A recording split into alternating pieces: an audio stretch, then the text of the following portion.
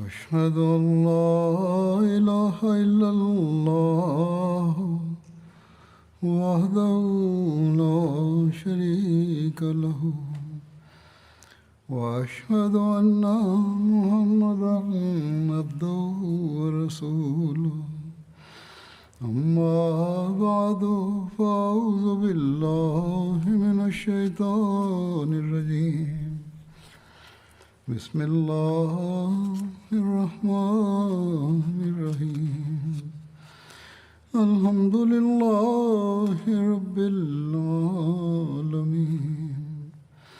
الرحمن الرحيم مالك يوم الدين إياك نعبد وإياك نستعين اهدنا الصراط المستقيم صراط الذين أنعمت عليهم غير المغضوب عليهم ولا الضالين.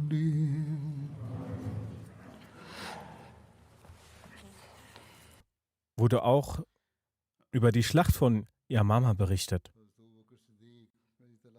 Darüber heißt es weiter, Hazrat Abu Sa'id Khudri überliefert,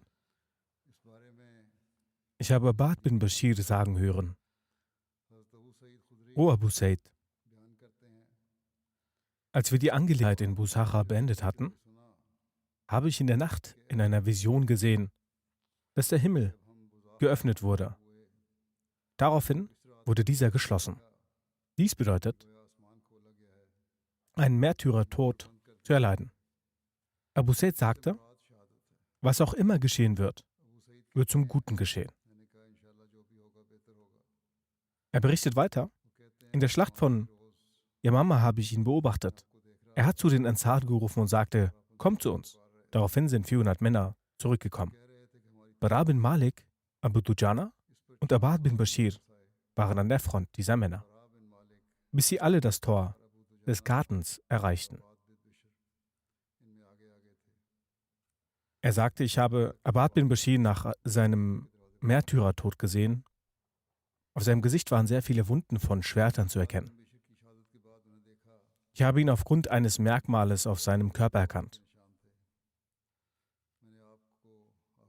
Ebenfalls wird über Amara berichtet. Amara ist in der Geschichte des Islams eine sehr bekannte und mutige Gefährtin. Ihr Name war Musabba bint Ka'b. Sie hat ebenfalls in der Schlacht von Uhud teilgenommen und hat mutig gekämpft. Solange die Muslime die Oberhand hatten, hat sie den Männern Wasser zum Trinken gebracht. Als die Muslime jedoch eine Niederlage litten, kam sie zum Propheten, Friede und Segen Allah sein auf ihn, und war voller Entschlossenheit und Mut. Als die Ungläubigen in Richtung des heiligen Propheten kamen, hat sie mit Pfeilen und Speeren sie daran gehindert. Der heilige Prophet, Friede und Segen Allah sein auf ihm, sagte später selbst, ich habe sie in Uhud auf der rechten und linken Seite kämpfen sehen. Als Ibn Qayyama den heiligen Propheten erreichte, stoppte ihn Amara, indem sie sich ihm entschlossen entgegenstellte. Daher wurde sie durch den Angriff von ihm an der Schulter stark verletzt. Sie schlug ebenfalls mit dem Schwert auf ihn ein. Jedoch hatte er eine Rüstung an, sodass dieser Schlag ihm keinen Schaden zufügte. Kurzum, dies ist der historische Rang von Amara. Sie berichtet, dass ihr Sohn Musalma getötet hat. Hazrat Amara war an diesem Tag auch selbst am Krieg beteiligt. Dabei verlor sie ihren Arm. Der Grund, warum Hazrat Amara an der Schlacht teilgenommen hat, ist dieser, dass ihr Sohn Habib bin Zaid mit Hazrat Amr bin As in Oman war, als der heilige Prophet, Friede und Segen Allah sein auf ihm, verstarb.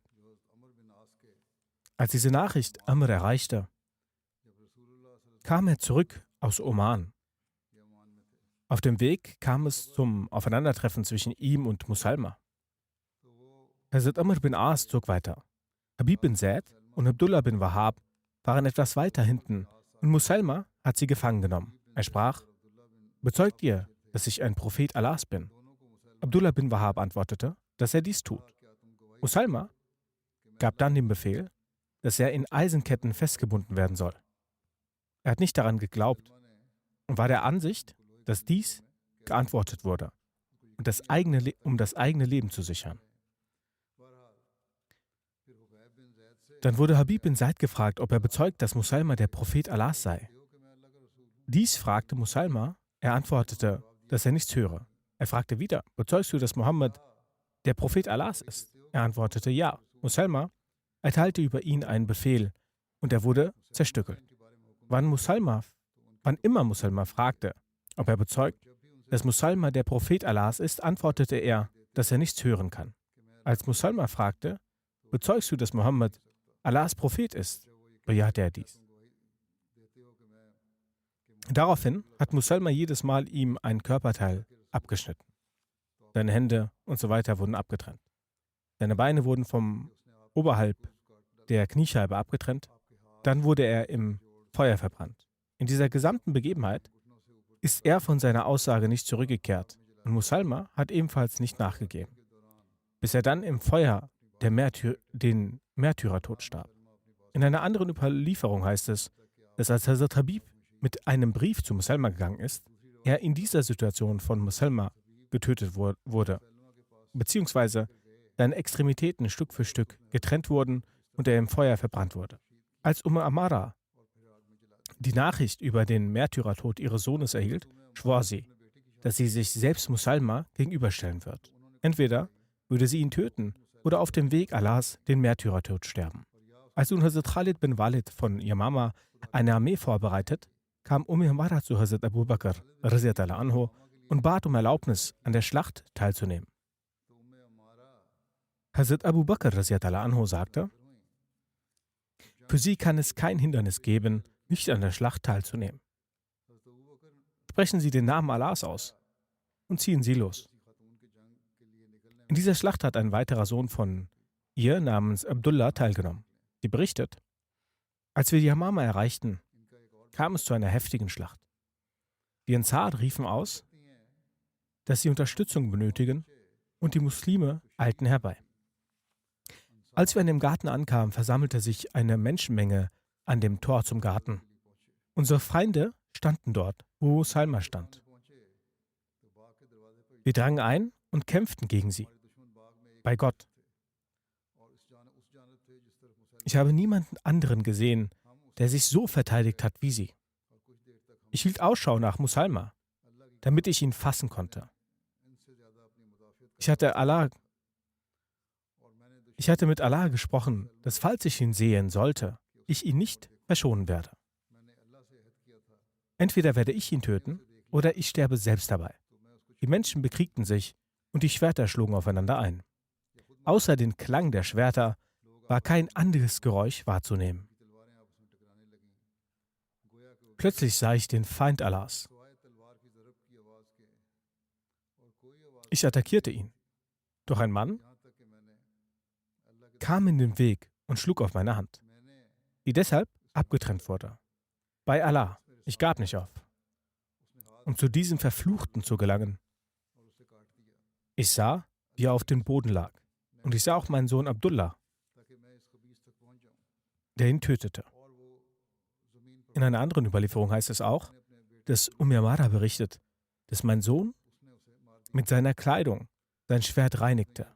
Als ich ihn fragte, ob er Musalma getötet habe, bejahte er dies. Ich warf mich aus Dankbarkeit vor Allah nieder, dass Allah die Wurzel der Gegner entfernt hat. Als die Schlacht zu Ende war und ich nach Hause ging, kam Hazrat Khalid bin Walid mit einem arabischen Arzt zu mir, der meine Wunde mit heißem Öl versorgte. Bei Allah, diese Behandlung war schmerzvoller als die Trennung der Hand. Hazrat Khalid kümmerte sich sehr um mich und ging tugendhaft mit uns um. Er sorgte sich stets um um unser Recht. Er sorgte auch dafür, dass das Testament des heiligen Propheten uns gegenüber eingehalten wird. Abbad berichtet, dass er sagte: O meine Großmutter, war in der Schlacht von Yamama die Anzahl der Verletzungen auf Seiten der Muslime sehr hoch? Sie antwortete: O mein Sohn, der Feind Allahs wurde besiegt, doch nahezu alle Muslime wurden verletzt. Ich habe meine beiden Brüder so vorgefunden, dass in ihnen kein Funke vom Leben übrig geblieben war. Als die Schlacht zu Ende ging, blieben die Menschen noch 15 Tage dort. Aufgrund der Verletzungen haben sehr wenige Muslime von den Ansar und Mujahirin mit Hazrat Khalid das Gebet verrichtet. Mir ist bewusst, dass die Menschen von Banu Deh an jenem Tag auf die Probe gestellt wurden. Ich hörte an dem Tag Hazrat Abi bin Khatim sagen: Seid geduldig, seid geduldig. Meine Eltern sollen für euch geopfert sein. Mein Sohn Zaid kämpfte sehr mutig in dieser Schlacht. In einer anderen Überlieferung heißt es, dass Mirmara in der Schlacht von Yamama verletzt wurde. Durch Lanzen und Schwerter erlitt sie 11 Wunden. Außerdem verlor sie eine Hand. Hazrat Abu Bakr anhu besuchte sie regelmäßig, um nach ihrer Gesundheit zu fragen. Ka'b bin Ujra kämpfte an jenem Tag auch sehr mutig und die Menschen wurden in Schrecken versetzt, weshalb sie selbst die letzten Reihen der Truppe überrannten und flüchteten. Ka'b rief: O Ansar, kommt Allah und dem Propheten zu Hilfe. Dies ausrufend kam er bis Muhakkam bin Tufail, welcher ihn attackierte und seine rechte Hand abtrennte. Bei Allah, Ka'b blieb standhaft und attackierte ihn mit der linken Hand, während aus der rechten Hand Blut herausströmte. Er erreichte den Garten und ging hinein. Hajib bin Zaid rief vom Volk aus Folgendes: O ihr Aschad,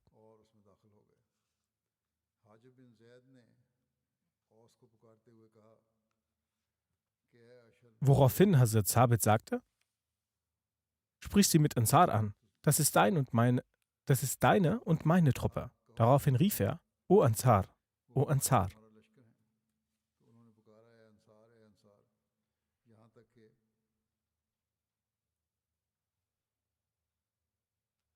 Bis das Volk Banu Hanifa ihn attackierte. Die Menschen zerstreuten sich. Er tötete 2 Feinde und starb auch selbst dabei. Seinen Platz nahm Umar bin Aus ein. Auch ihn attackierten die Feinde und töteten ihn. Über Abu Aqil wird berichtet, dass er der Verbündete der Ansar war. Am Tag der Schlacht von Yamama marschierte er als erster voran. Er wurde von einem Pfeil getroffen, welcher die Schulter durchquert, das Herz erreichte. Er zog den Pfeil mit seiner Hand heraus. Aufgrund dieser Verletzung war er schwach. Er hörte, wie Ma'an bin Adi sagte: O Ansar, kehrt zurück, um den Gegner anzugreifen. Amr berichtet, dass Abu Aqil aufstand, um zu seinen Leuten zurückzukehren. Ich fragte: O Abu Aqil, was haben Sie vor? Sie können aufgrund Ihrer Schwäche nicht an der Schlacht teilnehmen. Er antwortete, dass der Rufende explizit meinen Namen genannt hat. Ich sagte, dass er doch nur den Namen Ansar verwendet hat und damit sind nicht die Verletzten gemeint. Abu Aqil antwortete: Ich bin vom Volk der Ansar und ich werde sicherlich antworten, auch wenn andere Schwäche zeigen.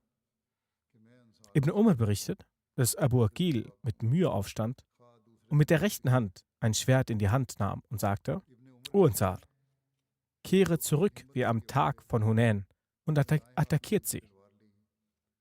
Sie alle versammelten sich um ihn und fungierten vor dem Feind wie ein Schutzschild. Sie drängten den Feind bis in den Garten zurück. Im Garten wurde die Schlacht weitergeführt und die Schwerter schlugen aufeinander ein. Ich sah Abu Aqil, dass seine letzte Hand sich von seiner Schulter abtrennte und sein Arm zu Boden fiel.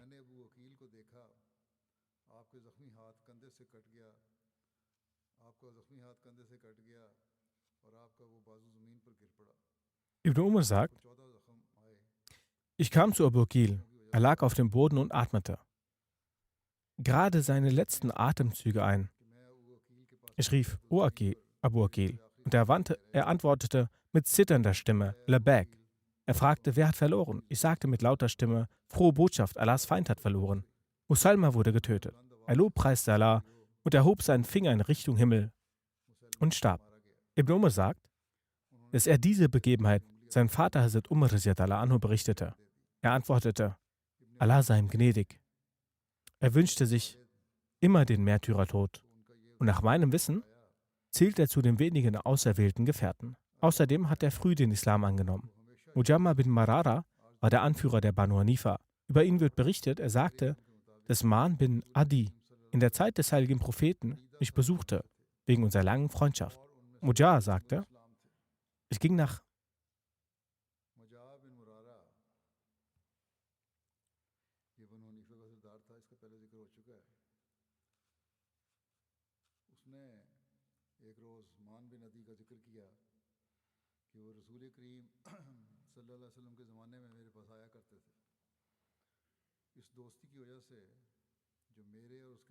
Ich ging nach Ende der Schlacht von Yamama zu Hazrat Abu Bakr radhiyallahu anhu. Er besuchte mit einigen Gefährten die Gräber der Märtyrer. Ich ging auch mit ihm.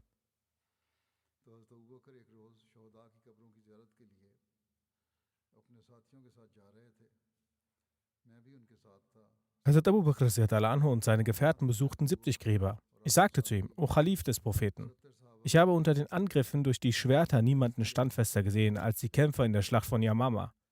Noch habe ich jemanden jemals gesehen, der so stark angegriffen hat. Ich habe unter ihnen eine Person gesehen. Möge Allah ihm gnädig sein. Ich war mit ihm befreundet. Hazrat Abu Bakr erkannte ihn und fragte, meinst du Ma'an bin Adi? Ich antwortete ja. Hazrat Abu Bakr radhiyallahu anhu wusste von unserer Freundschaft. Er sagte, Allah sei ihm gnädig. Du hast von einer rechtschaffenen Person gesprochen. Ich sagte, O Khalif des Propheten, ich sehe ihn noch vor mir. Ich war im Zelt von Khalid bin Walid gebunden. Die Muslime verloren sehr stark an Halt und mussten sich zurückziehen. Das konnte ich nicht ertragen. Hazrat Abu Bakr radhiyallahu anhu fragte mich, konntest du es wirklich nicht ertragen? Weil er abtrünnig geworden war und aus diesem Grund verhaftet wurde? Ich sagte, bei Allah, es war unerträglich für mich. Hazrat Abu Bakr radhiyallahu anhu sagte, ich lobpreise Allah hierfür. Mujah sagte, ich sah Ma'an bin Adi. Er kämpfte und hatte ein rotes Tuch über seinen Kopf gezogen. Sein Schwert war auf seiner Schulter und es tropfte Blut hinunter. Er rief, O Ansar, greift mit ganzer Kraft an. Mujah sagte, die Ansar kamen zurück und griffen an. Sie griffen mit solch einer Stärke an, dass sich die Feinde zurückziehen mussten. Ich war mit Khalid bin Walid unterwegs. Ich erkannte die Getöteten von Banu Hanifa. Ich sah auch die Ansar. Sie lagen leblos am Boden und waren den Märtyrertod gestorben. Hazrat Abu Bakr radhiyallahu anhu weinte, als er dies hörte, bis seine Tränen seinen Bart durchnässten. Abu Sa'id Khudri berichtet, ich trat zur Sohr-Zeit in den Garten ein und es wurde sehr schwer gekämpft. Hazrat Khalid bin Walid befahl dem Muezzin. Er hat an der Wand des Gartens das Asan ausgerufen. Aufgrund des Gefechtes waren die Leute beunruhigt, bis die Schlacht zur Asr-Zeit endete. Hazrat Khalid leitete das Sohr- und Asr-Gebet. Dann entsandte er Wasser austeilende Personen zu den verletzten Personen. Ich ging auch mit ihnen und kam zu Abu Aqil. Er hatte sich an 15 Stellen verletzt. Er bat mich um Wasser. Ich gab ihm Wasser und das Wasser strömte aus seinen Wunden und er starb. Dann kam ich zu Bashir bin Abdullah. Er saß an seinem Platz und bat mich um Wasser. Ich gab ihm Wasser und auch er starb. Mahmud bin Labid berichtet, Hazrat Khalid tötete die Leute von Yamama. Aber auch zahlreiche Muslime starben in dieser Schlacht, den Märtyrertod. Auch viele Gefährten des Propheten, Friede und Segen Allah seien auf ihn, starben den Märtyrertod. Unter den überlebenden Muslimen waren auch sehr viele Verletzte. Als Hazrat Khalid über die Ermordung von Musalma erfuhr, brachte er Mujar gefesselt in Ketten mit, damit der Musalma erkenne. Er suchte ihn unter den Leichen, aber fand ihn nicht. Dann trat er in den Garten ein und erblickte einen Körper mit kleiner Länge, rötlicher Farbe und einer Stupsnase. Mujar sagte, das ist Musalma, den ihr bereits besiegt habt. Daraufhin sagte Hazrat Khalid, das ist der Mann, der euch das alles angetan hat. Mujar war der Anführer von Banu Hanifa und unter Gefangenschaft. Er wollte sie auch retten, obwohl die meisten von ihnen bereits tot waren. Aber um die restlichen zu retten, die noch belagert wurden, fädelte er einen Plan aus. Auf betrügerischer Weise schloss er einen Friedensvertrag mit Hazrat Khalid bin Walid. Er sagte zu Hazrat Khalid bin Walid, die Menschen, die gegen dich ausgezogen sind für den Krieg, so sind dies nur Menschen, die alles überstürzen, wobei die Festung immer noch mit Kriegern gefüllt ist. Hazrat Khalid sagte, Verderben sei über dich, für das, was du gesagt hast. Dann sagte Mujar, bei Gott, was ich sage, ist genau richtig. So komm und versöhne dich mit mir in Vertretung von deinem Volk. Er hat ihn in dieser Sache betrogen. Später wird es auch ersichtlich werden. Hazrat Khalid hatte in dieser Schlacht schon einen großen Verlust der Leben der Muslime gesehen und hat gegenüber dieser Sache es für sehr wichtig empfunden, dass wo doch nun der Führer der Banu Hanifa und der eigentliche Führer samt seinen Gefährten getötet worden ist, so wäre es nun besser, wenn die Muslime nicht noch mehr Verluste vom Leben hinnehmen müssen. Er zeigte sich bereit für eine Versöhnung. Die Versicherung für eine Versöhnung von Hazrat Khalid erhaltend, sagte Mujar, ich gehe zu ihnen und beratschlage mich mit ihnen. Dann ist er zu ihnen gegangen, obwohl Mujar wusste, dass in der Festung außer Frauen und Kindern und hochbegabten Greisen und Schwachen keiner da ist. So hat er ihnen Fesseln anlegen lassen. Und er hat zu den Frauen gesagt, dass bis zu seiner Rückkehr die Frauen auf die Mauern der Festung steigen sollen. Dann ging er zu Hazrat Khalid und sagte, die Bedingungen, zu denen ich die Versöhnung getätigt habe, so nehmen diese es nicht an. Als Hazrat Khalid zu der Festung schaute, war diese voller Menschen zu sehen. Die Frauen wurden dort mit den Fesseln hingesetzt. Daher hat dieser Krieg auch den Muslimen geschadet. Und auch der Krieg war sehr langatmig.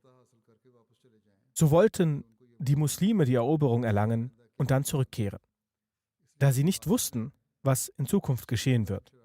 Deshalb hat Hazrat Khalid mit weniger und leichten Bedingungen wie Gold, Silber und Waffen und der Hälfte der Gefangenen die Versöhnung akzeptiert. Und es wird auch gesagt, dass zu einem Viertel der Bedingungen die Versöhnung akzeptiert wurde. Als die Tore der Festung geöffnet wurden, waren außer Kinder, Frauen, Schwachen und Alten keiner da. Daraufhin sagte Hazrat Khalid zu Mujar, Verderben über dich, du hast mich betrogen. Mujar sagte, dies sind die Menschen meines Volkes. Es war wichtig für mich, diese zu retten. Welche andere Wahl hatte ich denn? Danach erreichte der Brief von Hazrat Abu Bakr al-Anno Hazrat Khalid, dass jeder Erwachsene umgebracht werden soll. Aber dieser Brief kam an, als er bereits sich versöhnt hatte. Da hat er den Vertrag erfüllt, sich nicht untreu dem Vertrag gegenüber verhalten. Er hat ihnen das Überleben zugesichert. Hazrat Khalid bin Walid hat dann, um den Umstand der Muslime zu berichten und den Grund der Versöhnung zu nennen, zu Hazrat Abu Bakr einen Brief entsandt. Diesen hat Hazrat Abu Bakr anhu gelesen und war zufrieden und erfreut. Als Hazrat Khalid die Verhandlungen über den Frieden abgeschlossen hatte, hat er über die Festung den Befehl gegeben. Dort wurden Männer stationiert und Mujar legte einen Schwur ab, dass die Bedingungen, worüber die Versöhnung gemacht wurde, so wird keine dieser Bedingungen ihm gegenüber verborgen bleiben. Und wer auch eine verborgene Sache kennt, so wird dessen Kunde zu Khalid gebracht werden. Dann wurde die Festung Dann wurden die Festungen geöffnet und darin wurden viele Waffen gefunden, welche Khalid separat sammeln ließ. Das Dinar und Dirham, die von diesen Festungen gefunden wurden, wurden auch separat gesammelt und ebenfalls wurden die Kettenhemden an einen Ort gebracht. Dann wurden die Gefangenen herausgeholt und in 2 Gruppen aufgeteilt. Dann wurde die Beute durch das Los aufgeteilt. Rüstungen, Fußfesseln und Gold und Silber wurden gewogen und das Chums wurde separiert. Ein Viertel des Chums wurden unter den Menschen aufgeteilt. Für die Reiter wurden 2 Teile festgelegt. Für die Besitzer der Pferde wurden ebenfalls ein Teil festgelegt und auch davon wurde das Chums separiert. Das Chums wurde von Hazrat Abu Bakr radiallahu anhu entsandt. Danach kamen die Banu Hanifa zusammen, um den Treueid abzulegen, um sich vom Prophetentum von Musalma Kazab loszusagen. So wurden alle Menschen zu Hazrat Khalid bin Walid gebracht, wo diese das Treuegelübde ablegten und verkündeten, dass sie erneut den Islam annehmen. Hazrat Khalid bin Walid hat eine Delegation von ihnen nach Medina entsendet. Als diese Menschen bei Hazrat Abu Bakr radiallahu anhu ankamen, so hat dieser verwundert gesagt: Wie habt ihr euch auf Musalma Kazab eingelassen und seid irregegangen? Sie antworteten: O Khalif Allahs, Sie kennen unsere Situation sehr gut. Musalma hat sich selbst nicht helfen können. Und noch haben seine Verwandten und sein Volk irgendeinen Vorteil erlangen können. Es wird von einem Traum von Hazrat Abu Bakr Sadiq radiallahu anhu berichtet. Als Hazrat Abu Bakr Hazrat Khalid nach Yamama entsandt hat, so hat er in einem Traum gesehen, dass er an einem Ort namens Hajar ist und zu ihm werden Datteln gebracht. So hat er eine Dattel von diesen gegessen und so hat er diese als einen Dattelkern wiedergefunden. Es war ein Dattelkern, welcher die Form einer Dattel hatte. Er hat einige Zeit darauf gekaut, dann hat er es weggeworfen. Er hat es so gedeutet, dass Hazrat Khalid sich aus Yamama einer großen Gegnerschaft entgegenstellen muss und Allah wird diesem sicherlich den Sieg gewähren. Hazrat Abu Bakr radiallahu anhu wartete besonders auf die Nachrichten, die aus Yamama kamen. Wann immer ein Botschafter von Hazrat Khalid kam, so hat er die Nachricht von diesem vernommen. Eines Tages brach Hazrat Abu Bakr radiallahu anhu zur Mittagszeit in der Hitze auf.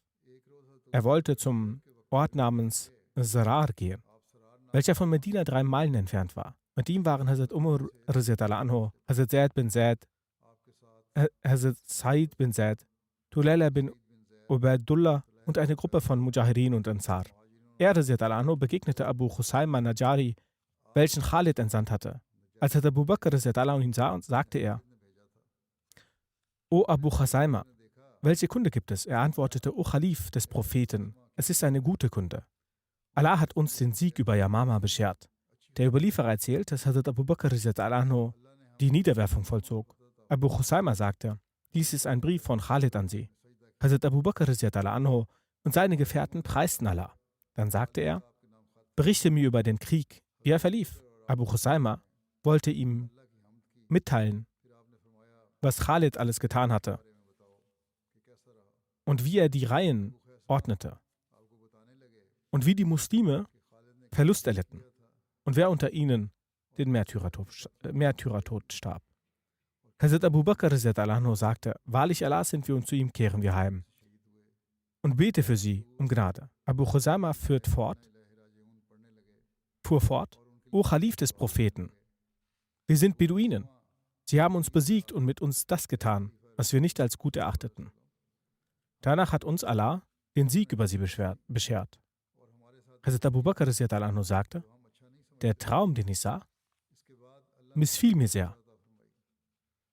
Und mir kam im Herzen auf, dass Khalid gewiss mit einem harten Kampf konfrontiert wird. Und hätte Khalid doch mit den Leuten keinen Frieden geschlossen, sondern sie unter der Schneide des Schwertes gehalten. Wem gebührt es von den Leuten der Yamama nach diesen Märtyrern noch zu leben? Wegen Muselma Kasabs werden sie bis zum jüngsten Tag in Drangsal verbringen.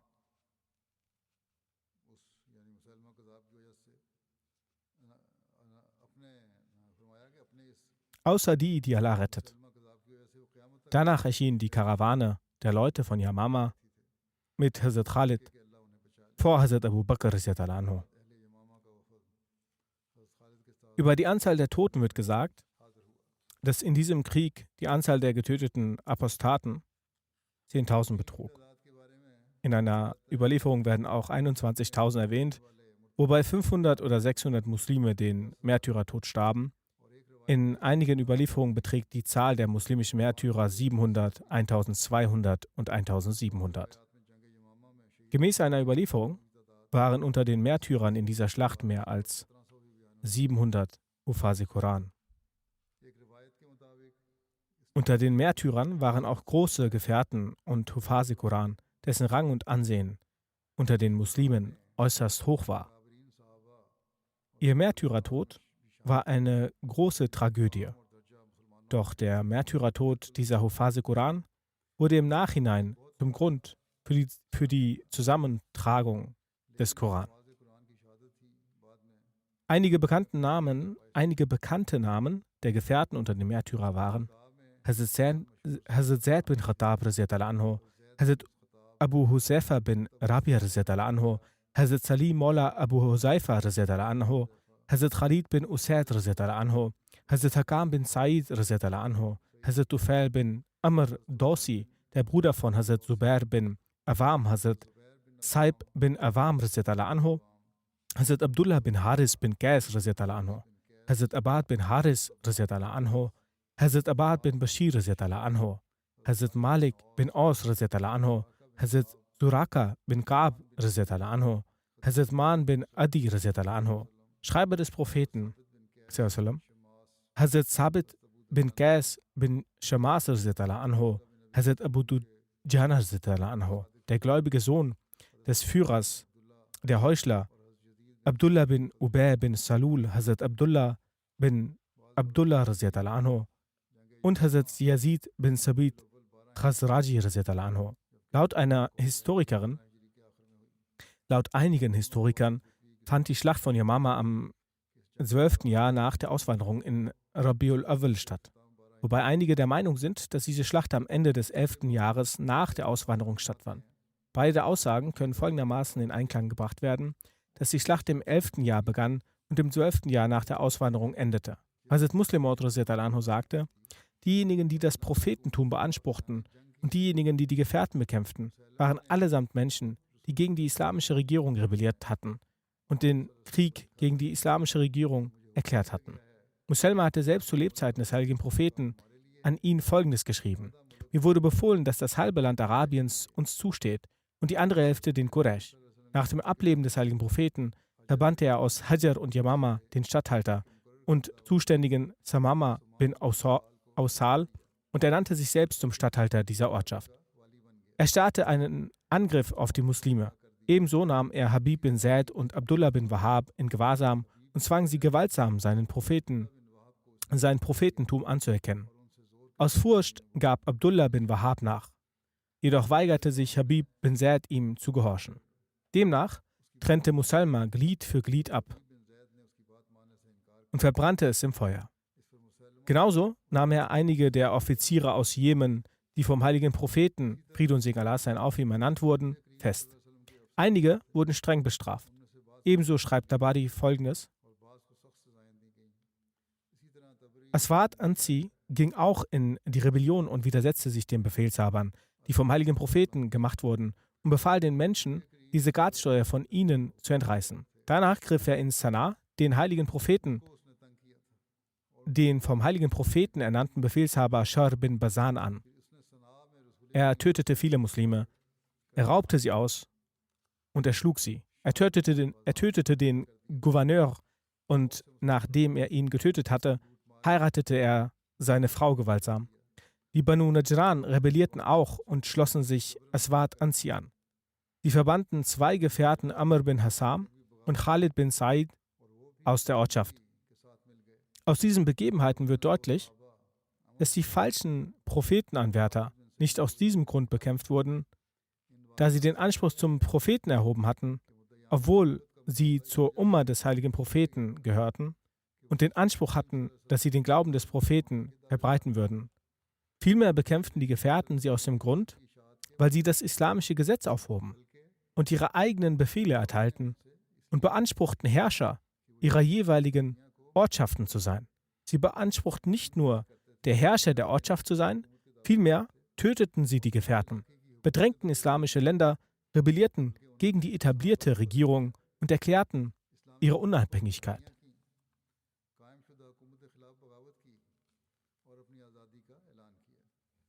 Der verheißene Messias, Friede sei auf ihm, sagte, als der heilige Prophet, Friede und Segen Allah sein auf ihm, verstarb, wurden die beduinischen Wüstenaraber abtrünnig.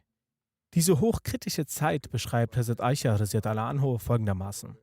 Der heilige Prophet, Friede und Segen Allah sein auf ihm, ist bereits gestorben. Und einige falsche Prophetenanwärter sind hervorgekommen.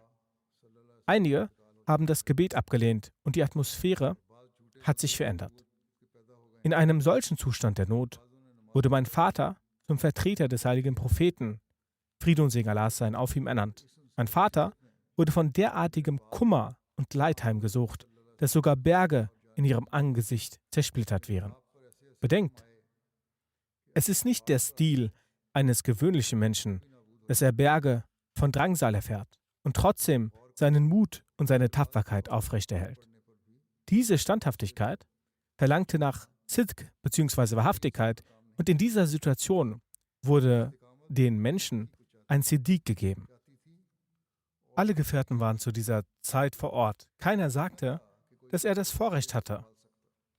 Sie sahen, dass das Feuer entfacht war. Wer sollte sich in dieses Feuer werfen?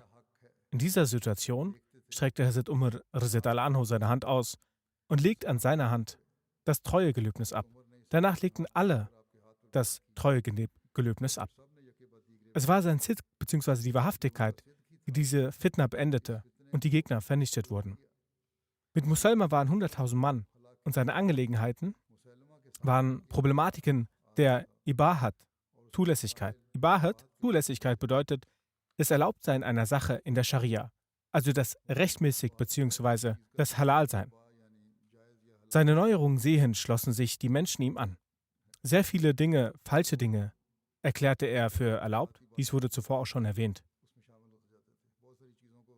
Jedenfalls heißt es, dass die Neuerungen sehend viele seiner Religion beitraten. Doch Gott, der Allmächtige, bewies seine Unterstützung und erleichterte alle Schwierigkeiten. Der verheißene Messias, Friede sei auf ihm, sagte weiter, vor den Forschern ist es keine geheime Sache, dass sie in dieser Zeit von Furcht und Schwierigkeiten, als der heilige Prophet, Friede und Segen Allah sein auf, verstarb, überkamen auf den Islam verschiedene Krisen. Viele Heuchler wurden abtrünnig und die Münder vieler Abtrünniger öffneten sich. Eine Gruppe der Unruhestifter verkündete ihr Prophetentum und viele Beduinen versammelten sich um sie.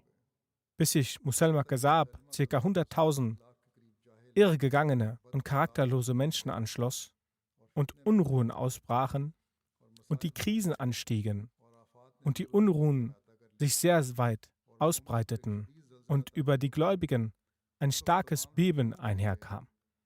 Zu dieser Zeit wurden alle Leute geprüft und furchterregende und ohnmächtig machende Situationen kamen zum Vorschein und die Gläubigen waren so hilflos, als wäre in ihren Herzen brennende Kohle zum Glühen gebracht worden oder als wären sie mit einem Messer geschlachtet worden. Mal weinten sie aufgrund der Trennung vom hervorragendsten Menschen und manchmal aufgrund der Unruhen, die sich in Form von zur Asche niederbrennendem Feuer zeigt. Es gab nicht einmal einen Funken Frieden. Die Unheilsstifter hatten sich wie auf einem Müllhaufen wachsendes Grün verbreitet. Die Furcht und Nervosität der Gläubigen war stark angestiegen und die Herzen waren von Terror und Ruhelosigkeit ergriffen. In einer solchen Zeit wurde Hazrat Abu Bakr anhu zum Khalifen der Zeit und der Khalif, das Siegel des Propheten. Der Umgang und die Gemüter der Heuchler, Ungläubigen und Abtrünnigen, die er erlebte, durch diese wurde er in Trauer gedrängt.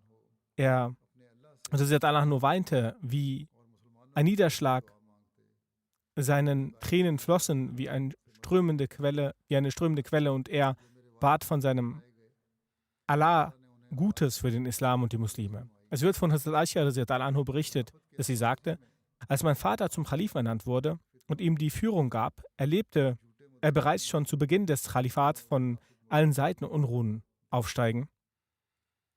Die Aktivitäten von falschen Beanspruchenden des Prophetentums und die Rebellion von heuchlerischen Abtrünnigen, und über ihn kamen so viele Lasten, dass wenn diese Lasten auf Berge fallen würden, dann würden sie dem Erdboden gleich werden und sofort in Staub zerfallen. Doch ihm wurde prophetenähnliche Geduld gegeben, bis Allahs Hilfe kam und die falschen Propheten getötet und Abtrünnige vernichtet, Unruhen beseitigt und die Missstände beseitigt wurden und über die Angelegenheit entschieden wurde und über die Sache des Khalifat festgelegt wurde. Und Allah rettete die Gläubigen vor einer Katastrophe und änderte ihren Zustand der Furcht in Frieden und gab für sie ihren Glauben, Würde und etablierte eine Welt in Gerechtigkeit und schwärzte die Gesichter der Unheilstifter und erfüllte sein Versprechen und half seinem Mann, Hazrat Abu Bakr Siddiq anhu. Er zerstörte und ruinierte die rebellierenden Verräter und Götzen und legte in die Herzen der Ungläubigen eine solche Furcht, dass sie Niederlagen erlitten und letztendlich kehrten sie zurück und bereuten. Genau dies war das Versprechen des allmächtigen Gottes und er ist von allen Wahrhaftigen der Wahrhaftigste. Also schaut genau, wie das Versprechen des Khalifat mit seinen ganzen Anforderungen und Anzeichen im Wesen von Hazrat Abu Bakr Siddiq anhu erfüllt wurde. Es wird über Hazrat Khalid überliefert, dass Hazrat Khalid von der Expedition von Yamama fertig geworden war und gerade noch dort weilte, als Hazrat Abu Bakr anhu ihm schrieb, nach Irak weiterzureisen. In einer Überlieferung heißt es, Hazrat Ala bin Hadrami Hazrat Abu Bakr um Verstärkung bat. Er schrieb an Hazrat Khalid bin Walid und befahl, dass er einige von Yamama zu Allah aufbrechen, dass er eilig von Yamama zu Allah aufbrechen und ihn unterstützen soll. Er erreichte ihn für seine Unterstützung, tötete Al-Hutam und belagerte mit ihnen dann Khat. Khat ist eine Ortschaft des Stammes Abd al-Qais in Bahrain, wo es reichlich Datteln gab. Danach erteilte Hazrat Abu Bakr anhu ihm den Befehl, nach Irak zu übersiedeln und er migrierte von Bahrain dorthin. Über die Hochzeit der Tochter von Muja' bin Murah werden Fragen aufgeworfen. Hierüber steht in den Geschichtsbüchern und Biografien, dass nach dem Ende der Schlacht bei Yamama und nach dem Treffen eines Friedensabkommens mit den Überlebenden aus Banu Hanifa Hazrat Khalid bin Walid heiratete. Man findet eine Erwähnung davon. Als laut den Historikern Hazrat Abu Bakr anhu von dieser Heirat erfuhr, erzürnte er sich über ihn. Doch als ihm Hazrat Khalid eine ausführliche Erklärung mittels eines Briefes vorlag, verschwand die gesamte Wut von Hazrat Abu Bakr anhu. Laut seiner Erklärungen forderte nach der Versöhnung Khalid anhu von Muja', dass er seine Tochter mit ihm vermählen solle. Muja' war sich dem Ereignis von der Ehefrau von Malik bin Nuwayra Layla Tamim und der Unzufriedenheit von Hazrat Abu Bakr anhu über die Heirat mit Hazrat Khalid bewusst. So sagte er: Warten Sie, Sie werden der Grund für mein Kopfzerbrechen sein und werden auch sich selbst nicht vor der Wut von Hazrat Abu Bakr schützen können. Doch Hazrat Khalid sagte: Vermähle deine Tochter mit mir. Daraufhin vermählte er seine Tochter mit ihm. Hazrat Abu Bakr anhu blickte stets dem Nachrichten über Yamama entgegen und er wartete immer auf den Boten von Khalid anhu. Eines Tages befand er sich nachts mit einer Zusammenkunft aus Mekka Migrierten an einem Ort. Als er dort auf den Boten von Khalid anhu Abu Husayma traf, sobald Abu Bakr anhu ihn erblickte, fragte er: Welche Nachrichten gibt es? Er sagte: Alles ist in Ordnung, o Khalif des Propheten. Allah, der Allmächtige, hat uns in Yamama den Sieg gewährt. Und nehmen Sie diesen Brief von Khalid Radhiyallahu anhu entgegen. Hazrat Abu Bakr Radhiyallahu anhu verrichtete unverzüglich eine Niederwerfung der Dankbarkeit und sprach: Nenne mir den Zustand des Krieges. Wie verlief er? Hierüber ist bereits eine weitere Erwähnung vorangegangen. Jedenfalls sagte Abu Khasaima, die Erläuterung des Krieges darstellend, was Khalid Radhiyallahu anhu tat. Wie er die Truppen in Reihen ordnete, welche Gefährten gemartert wurden und wie sie den Gegnern gegenüberstehen mussten. Sie hätten sich an solche Sachen gewöhnt, die sie zuvor nicht gekannt hätten. Dann wurde auch die Heirat von Hazrat Khalid erwähnt. Hazrat Abu Bakr anhu schrieb in einem Brief: O Sohn von Khalid, dir geht es um das Heiraten von Frauen? In deinem Hof ist noch nicht einmal das Blut von 1200 Muslimen vertrocknet. Des Weiteren hat Mujar durch Betrug eine Versöhnung mit dir erzielt, obwohl Allah, der Allmächtige, dir vollkommene Macht über ihn gewährt hatte. Als aufgrund des Friedensvertrages mit Mujar und der Heirat mit seiner Tochter die Wut von Hazrat Abu Bakr und Radhiyallahu anhu Khalid erreichte, schickte er einen Antwortbrief an Hazrat Abu Bakr Radhiyallahu anhu, in welchem er seinen Standpunkt erläuterte und diesen verteidigte. Hazrat Khalid schrieb: Bei meinem Glauben, ich heiratete nicht, solange die Freude nicht vollkommen war, beziehungsweise der Sieg nicht vollkommen errungen wurde und ein Abkommen getroffen war. Ich habe die Tochter eines solchen Menschen geheiratet, dass, wenn ich eine Botschaft aus Medina entsandt hätte, er nicht abgelehnt hätte. Verzeihen Sie mir, ich bevorzugte es, eine Botschaft von meinem Aufenthaltsort aus zu entsenden. Wenn Ihnen diese Ehe aus weltlicher oder religiöser Hinsicht missfällt, bin ich bereit, Ihren Willen zu erfüllen. Was das Trauern der muslimischen Toten betrifft, wenn jemandes Trauer einen Lebenden am Leben erhalten oder einen Toten zurückbringen könnte, hätte meine Trauer den Lebenden am Leben erhalten und den Toten zurückgebracht. Ich griff in solch einer Weise an, dass ich am Leben zweifelte und mich für einen Todgeweihten hielt. Und was den Betrug von Mujar betrifft, machte ich meines Erachtens keinen Fehler. Doch ich besitze nicht das Wissen des Ungesehenen. Was immer er tat, tat Allah zugunsten der Muslime. Er machte sie zu den Erben des Landes und es war letztendlich für die Gottesfürchtigen. Als dieser Brief Hazrat Abu Bakr radhiyallahu anhu erreichte, schwand seine Wut. Und als auch eine Gemeinde der Quraysh sowie der Überbringer des Briefes von Hazrat Khalid seine Seite ergriffen, sagte Hazrat Abu Bakr radhiyallahu anhu: Ihr sprecht die Wahrheit. Und er nahm die Erklärung und Entschuldigung an. Der Rest wird inshallah zukünftig erwähnt werden. Diese Geschichte der Abtrünnigen ist nun abgeschlossen.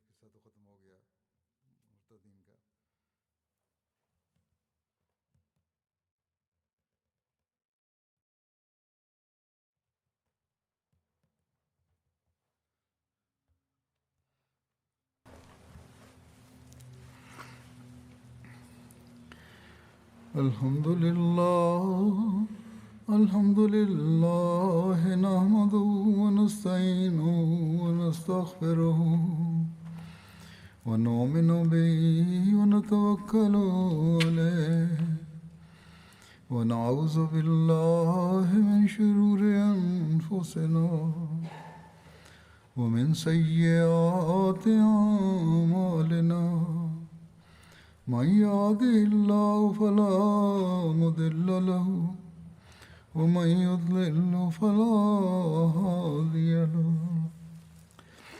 ونشهد أن لا إله إلا الله ونشهد أن محمدا عبده ورسوله عباد الله رحمكم الله إن الله يأمر بالعدل والإحسان وإيتاء ذي